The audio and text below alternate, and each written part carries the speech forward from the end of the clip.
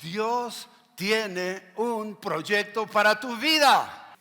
El Señor anhela que metamos fe en el asunto.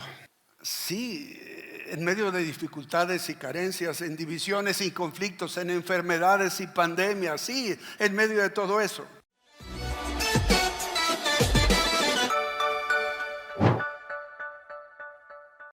Creemos, confiamos, nos entregamos a ti, queremos oír tu voz, queremos aprender de ti, queremos en el nombre de Jesús que tú seas respondiendo a la necesidad de cada una, de cada uno de nosotros, que tú seas bendiciendo como siempre lo haces, que tú seas sanando, que seas liberando, que seas trayendo paz a nuestros corazones, confianza en ti y en tus promesas. Sé tú, en el nombre de Jesús. Amén, amén y amén. Qué gusto, qué bendición. Dios salvará a la tripulación completa. Si tuvieses que pintar un cuadro y que ese cuadro representase la paz, ¿qué pintarías? Una vez escuché una historia según la cual un rey le pidió a dos de los mejores pintores de la corte que pintasen un cuadro que representara la paz. El cuadro que mejor lo hiciese sería colgado en la cámara privada del rey, para así poder ser admirado cada día por él en sus momentos de reflexión. Un mes más tarde, los dos pintores fueron citados en palacio. Trajeron con ellos sus lienzos acabados. El rey analizó el primero. Era un precioso paisaje de primavera con campos verdes que se extendían junto a un lago que, como si de un espejo se tratase, reflejaba el azul del despejado cielo. Los colores eran cálidos y frescos a la vez. Era una gran obra de arte. Satisfecho, el rey pasó a analizar el segundo cuadro. Era una tempestad. En medio de la oscuridad del cuadro podía intuirse el viento azotador y la lluvia que dejaba todo tipo de desorden a su paso. Las aguas del riachuelo estaban agitadas y las hojas de los árboles se conmovían por la braveza del temporal. En uno de esos árboles precisamente se podía ver un pajarillo. Ese pajarillo estaba en su nido cantando con gran alegría, ajeno a todo lo que estaba ocurriendo a su alrededor. Había de hecho una especie de luz que salía de él y que hacía de él una lámpara en medio de las tinieblas. El rey se quedó conmovido. Esa pintura dejó ver al rey que la solución que buscaba era encontrar la paz en medio de las tormentas. ¿Cómo estás tú? ¿Cómo está tu familia?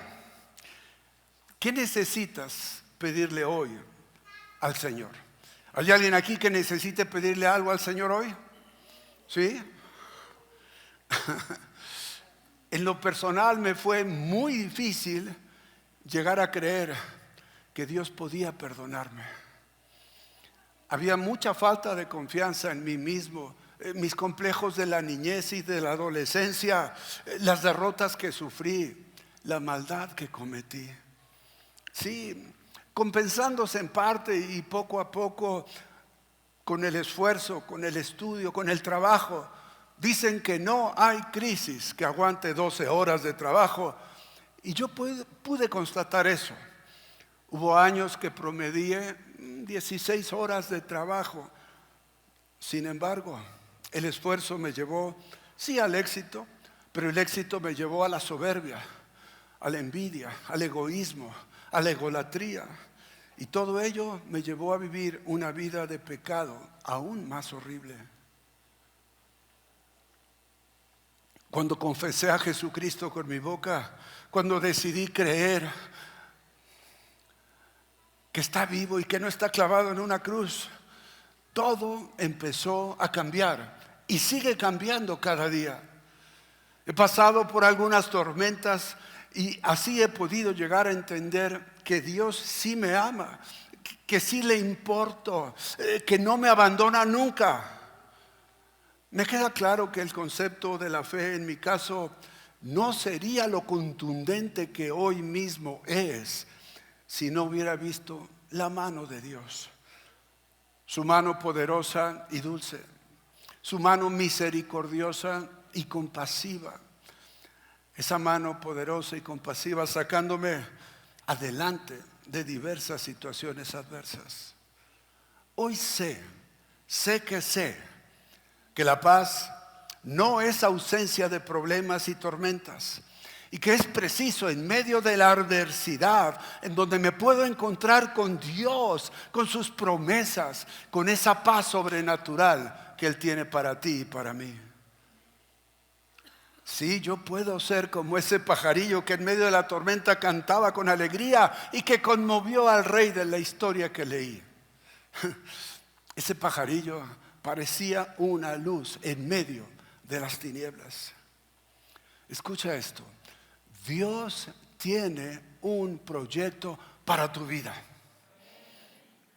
Voy a repetirlo. Dios tiene un proyecto para tu vida. ¿Sabes? El Señor anhela que metamos fe en el asunto. Sí, en medio de dificultades y carencias, en divisiones y conflictos, en enfermedades y pandemias, sí, en medio de todo eso. ¿Quiénes aquí necesitan la fe de ese pajarillo para cantar con alegría en medio del caos que el mundo está ofreciendo hoy día? ¡Wow! En el libro que estoy ahora escribiendo, estoy buscando la manera de narrar lo que en aquellos días sucedía. Cristo padeció tomando forma de siervo y estando en esa condición se humilló a sí mismo hasta la muerte de cruz. Y lo hizo para dejarnos ejemplo, para que podamos seguir sus pisadas. Seguir sus pisadas es decidir con el poder del Espíritu Santo y la autoridad en el nombre de Jesús tener la misma obediencia que Él tuvo. Sí, hasta el último aliento de vida, como los primeros discípulos. Esa es la obediencia que necesitamos mostrar.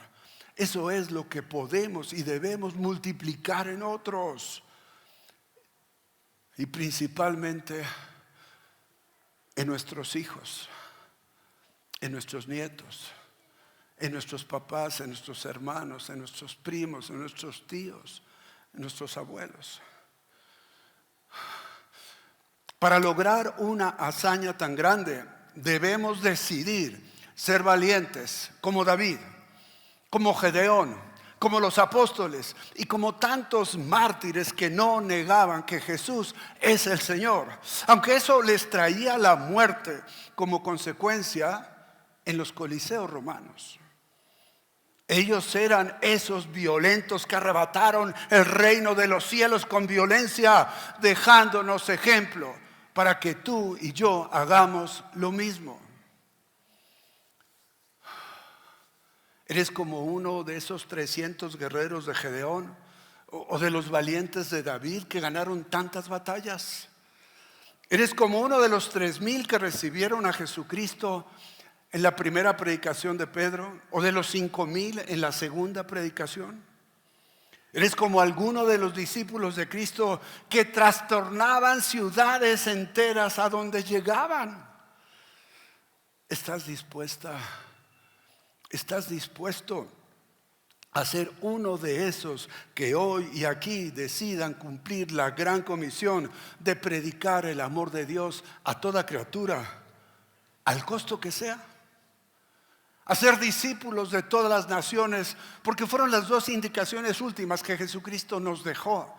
Para todos. Quiero insistir en eso. Para todos. Para todo creyente. De una forma o de otra. A sus discípulos Jesús les enseñaba a hacer camino andando. Estuvieron con él noche y día durante 3 años. Le oían hablar, aprendían practicando, oraban por los enfermos y echaban fuera demonios. Y se sorprendían que aún los demonios les obedecían. Recibían la sabiduría que Jesucristo les vertía. Muchas de esas obras no las entendían en un principio, pero eran sembradas semillas que germinarían a su tiempo en un fruto apacible de justicia. ¿Cómo sucedía? Al ir cumpliendo la hermosa encomienda que más tarde el Señor les daría antes de ascender a los cielos: ser, hacer y enseñar lo mismo que vieron en Él durante el tiempo que le acompañaron. Así es hoy el llamado que tenemos. Debemos ser esos facilitadores que enseñen con su propia vida, conquistando nuestras propias batallas, dominando nuestros instintos, doblegando nuestros impulsos, rechazando lo mundano y venciendo tentaciones. Nadie dice amén. Es que ese es un mensaje para tu corazón. Eso es lo que el Señor quiere mostrarnos a ti y a mí, porque Él te necesita. Él está formando un ejército de guerreros combativos con fiereza para hablar con amor el Evangelio de Jesucristo. Ya somos 6 o 7.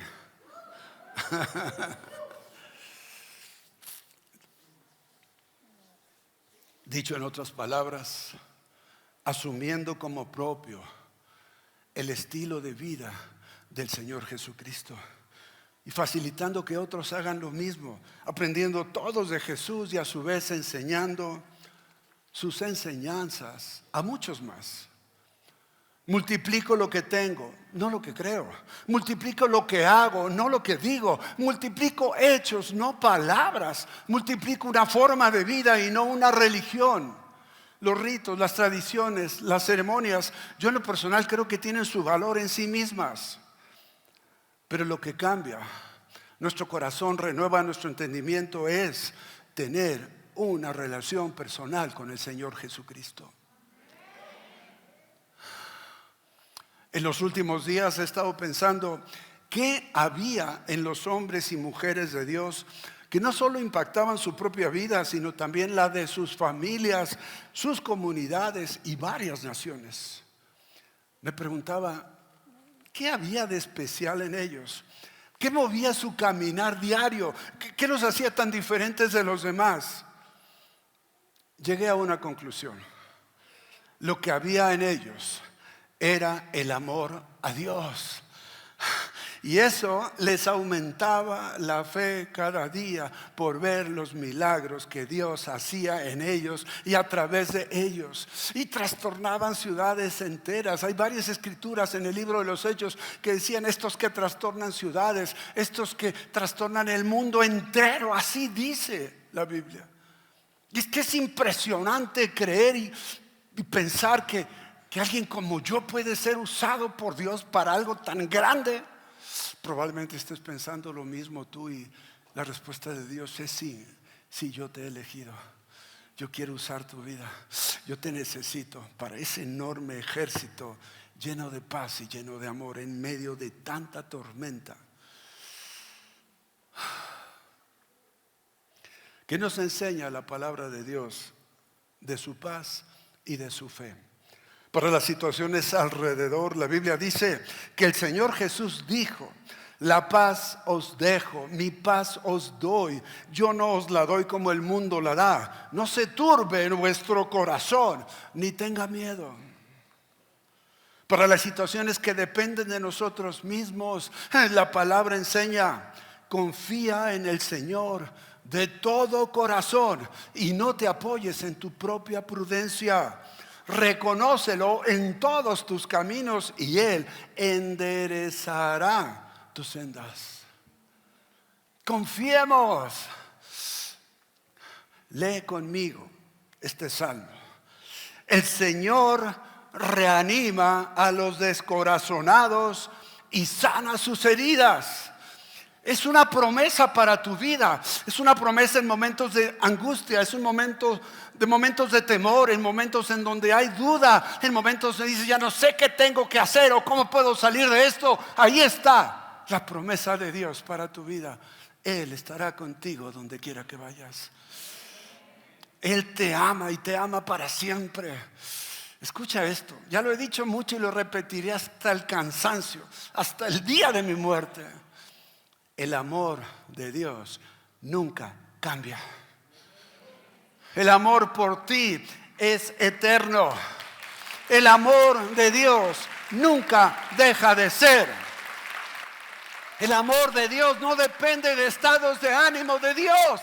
Él siempre está perfecto. El amor de Dios no depende de que hagas cosas buenas o cosas malas, porque eso está en nuestra mente, porque así fuimos enseñados desde chiquitos. A quienes les decían en su casa, si te portas mal va a venir el diablo y te va a llevar. ¿A alguien le decían así? A mí me decían así, cosas horribles. Y quieras que no, está en el corazón y en la mente, y eso es algo que tenemos que erradicar. Si hago cosas malas, su amor no ha cambiado, me seguirá amando por igual. Claro que se va a doler, claro que va a sufrir junto conmigo las consecuencias de algo malo en mí, pero no me va a dejar de amar. Y si hago cosas buenas, ¿me va a amar más?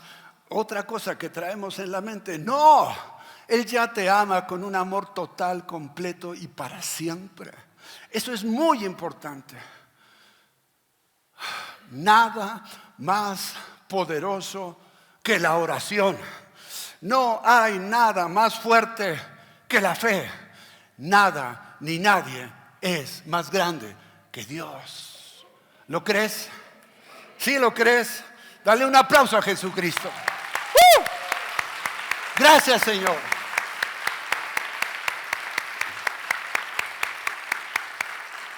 La fe es el enlace que une nuestra debilidad con la fortaleza de Dios.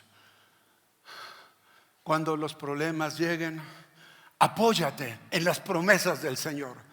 Cuando experimentemos un contratiempo, tendemos a enfocarnos muchas veces en lugares equivocados. Miramos la cuenta del banco. Mantenemos nuestros ojos en personas influyentes, ponemos nuestra atención en lo que podemos sujetar, lo que podemos controlar, lo que podemos dirigir.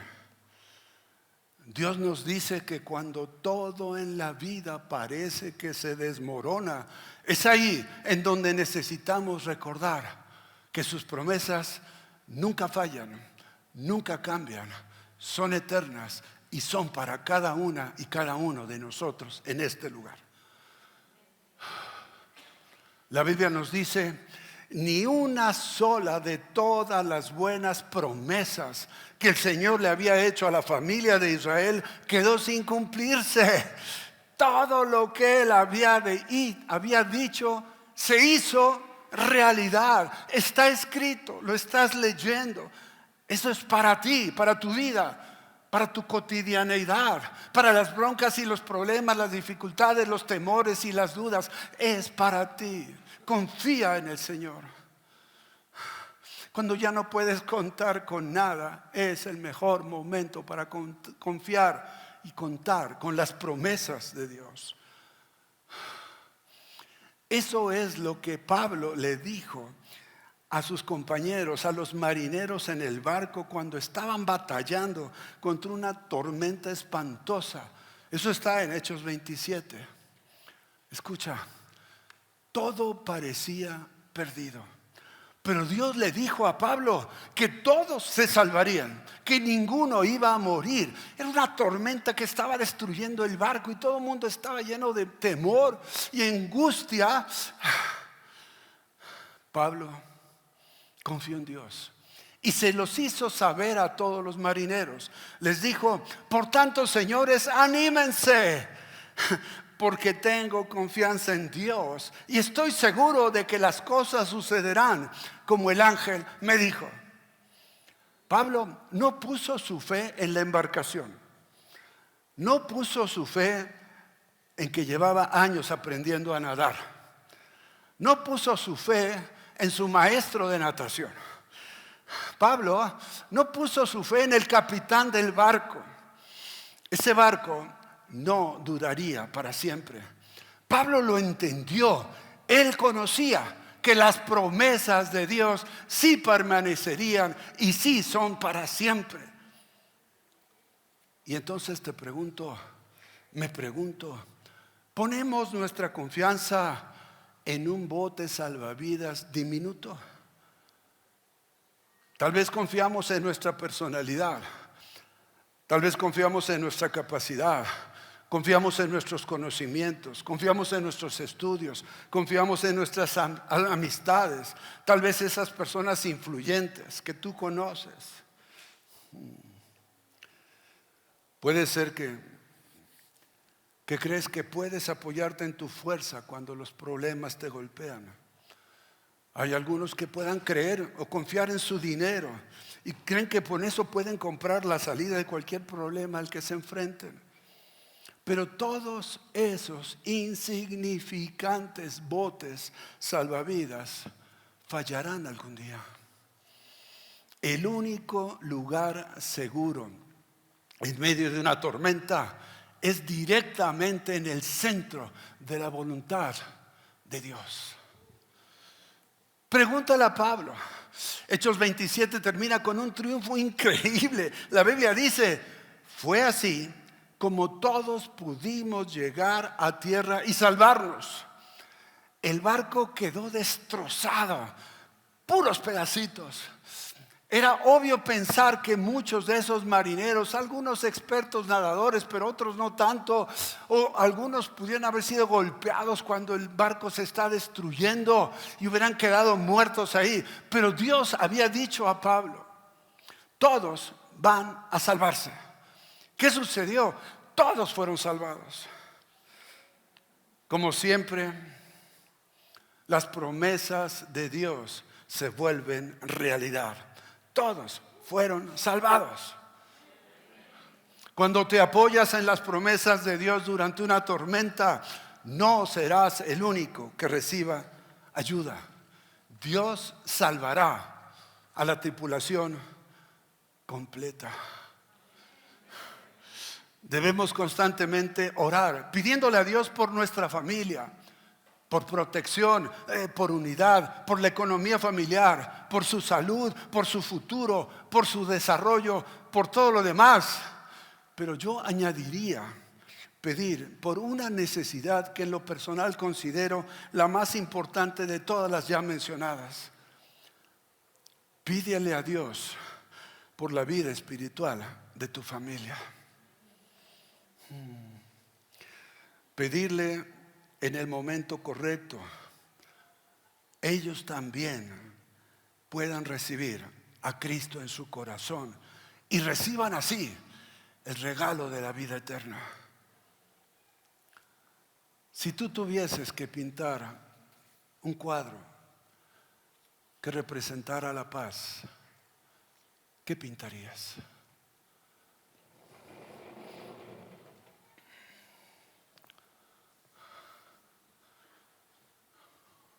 Hace casi 40 años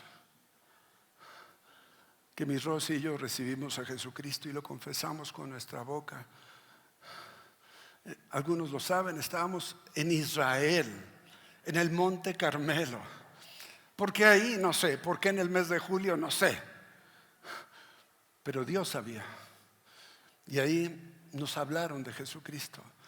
Nos dijeron que nos amaba, que estaba interesado en nosotros. Mi vida había sido un desastre hasta ese momento. Había pecado demasiado y había hecho mucho daño, había causado mal. Estaba vacío, pero Él tuvo misericordia de mí. Y ahí, en ese momento, cuando Héctor Martínez y Martínez nos dice, ¿quieren recibir a Jesucristo? ¿Qué es eso? Jamás nadie me lo había dicho, jamás había leído la Biblia. Y Él nos dijo, la Biblia dice en Romanos 10, 9 y 10 que si confiesas con tu boca que Jesús es el Señor y crees en tu corazón que Dios le levantó de los muertos, serás salvo. Porque con el corazón se cree para justicia, pero con la boca se confiesa para salvación. Y cuando me dijo eso, yo dije, ¿qué? ¿Me lo puedes repetir, por favor? Porque no entendía nada. Es más, los primeros años de estudiar la Biblia, no tienes idea la confrontación tan grande que tenía con mi propio ego. No me aprendía nada de memoria.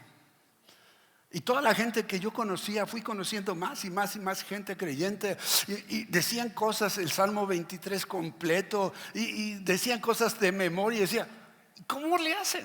Entonces yo macheteaba y decía, yo tengo que aprender, y no podía. Había mucho malo en mí que impedía lo bueno de Dios en mi vida. Y luego dice el primer libro de Samuel en el capítulo 10, no sé, ¿qué? ¿Dónde está eso? Entonces, a buscarle, Samuel. Luego aprendí que en el índice, pues ahí dice, y luego dice la página, no, ahora sí, 1 de Samuel, 2 de Samuel, entonces aquí. Pero me costó muchísimo trabajo porque mi corazón estorbaba, porque tenía que ser limpiado de muchísimas cosas. Pero lo más importante, tenía que ser limpiado de mi falta de fe. ¿Cómo poder creer que el Dios perfecto, el creador de todas las cosas, el Santo de Israel, aquel que todo lo hace perfecto siempre y desde siempre y para siempre, me amara a mí, cochino y asqueroso pecador? Me costó demasiado trabajo creerlo, pero te quiero decir que poco a poco su amor me fue convenciendo. Que poco a poco las promesas que veía que se cumplían, y volví a leer, pues aquí dice y ya pasó, qué difícil fue, qué grande amor tuvo para que me tuviera la paciencia de enseñarme, repetirme y repetirme y decirme y nunca dejarme solo. He visto tantísimos milagros, tantas promesas cumplidas. Creo cada día más, creo y le creo a Dios. Y sabes, esto es para ti también. Yo quisiera que hagamos algo. Si tú ya confesaste a Jesucristo como el Señor de tu vida y tú has creído que no está clavado en una cruz, sino que está vivo, quiero que de todos modos hoy reiteres el recibirlo. Y si tú estás aquí por la primera o la segunda vez, o has venido varias veces y no has hecho esa oración, y quizá eres un poco como yo fui, decir, ¿qué tiene que ver una oración, no? ¿Y por qué tengo que decir lo que este loco dice, no? Y a ver dónde dice, ¿no? Yo era verdaderamente amarguito Lucas, que me llamo Lucas. Qué locura, ¿no? Ponerle a un niño Lucas. Pobre niño, ¿no? Pues soy Alejandro Lucas. Pero no sabes la bendición tan grande que fue saber de su amor, de su cuidado, de su paciencia, de su ternura, de su dulzura. Y yo sé que tú has vivido algo similar. Pongámonos todos de pie, por favor. Insisto, invito a que todos hagamos esta oración.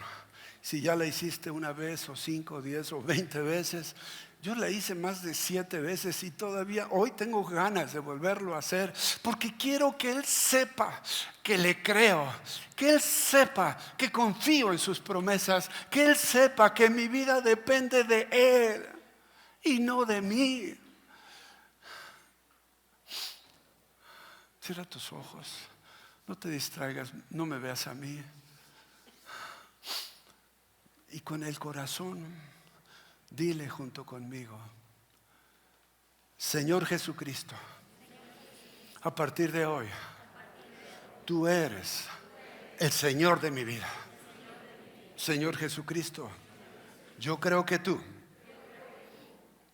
vives, moriste en la cruz del Calvario, pagaste el precio de mi pecado, al tercer día resucitaste para darnos vida. Sí lo creo, sí te creo. Y hoy, Señor, entrego mi vida confiando en ti, confiando en tus promesas, confiando en tu palabra, confiando que me amas. Díselo nuevamente y díselo con el corazón: Señor, tú me amas y no lo merezco, pero tu amor nunca cambia, nunca deja de ser. Gracias, Señor. Gracias, Señor. Gracias, Señor. Dale un aplauso. Jesucristo recibe la honra, la gloria, la alabanza, la adoración por siempre. Te amamos, Señor. Te adoramos, te exaltamos, te creemos. En el nombre de Jesús. En el nombre de Jesús.